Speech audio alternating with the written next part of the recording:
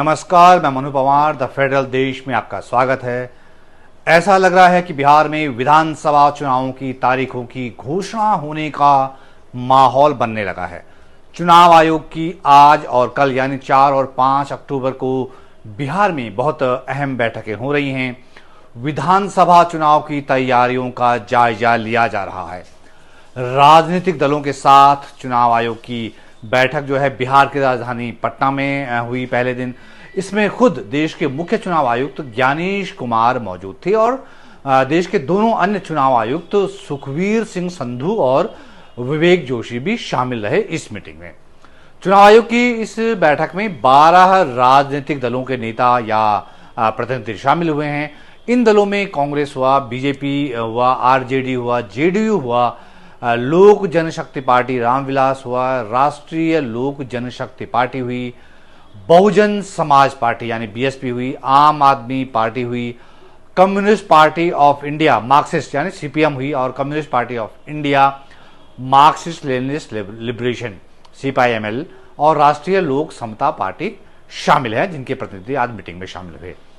राजनीतिक दलों के अलावा चुनाव आयोग जिला अधिकारियों और पुलिस प्रशासन के अधिकारियों के साथ भी बैठक करने वाला है।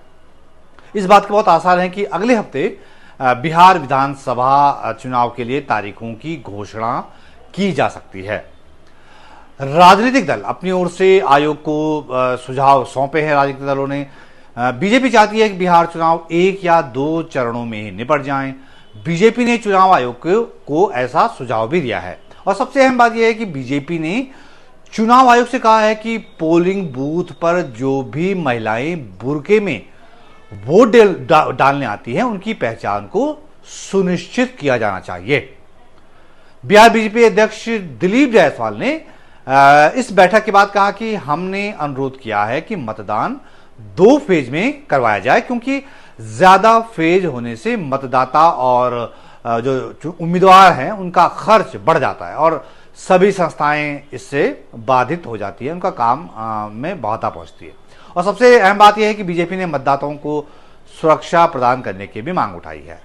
दिलीप जायसवाल ने कहा कि हमसे यह भी पूछा गया कि चुनाव कब होने चाहिए, तो हमने कहा कि वो चुनाव की घोषणा के 28 दिन के बाद ही चुनाव करा सकते हैं और चुनाव कराने में देर न की जाए, ये बीजेपी का कहना है। जेडीयू सांसद संजय कुमार झा ने कहा कि हमने आग्रह किया है कि बिहार में 1 फेज में चुनाव होना चाहिए। बिहार में कानून व्यवस्था अच्छी है, ये उनका दावा है और अगर महाराष्ट्र में 1 फेज में चुनाव हो सकता है तो बिहार में क्यों नहीं हो सकता, ये संजय झा ने कहा।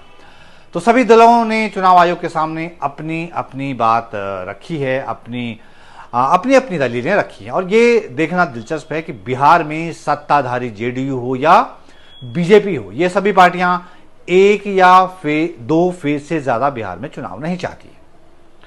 अब मुख्य चुनाव आयुक्त ज्ञानेश कुमार बिहार से दिल्ली लौटने के बाद क्या और कब फैसला लेते हैं इस पर नजर रहेगी, लेकिन ऐसा माना जा रहा है कि चुनाव आयोग अब कभी भी चुनावों की तारीखों का ऐलान कर सकता है।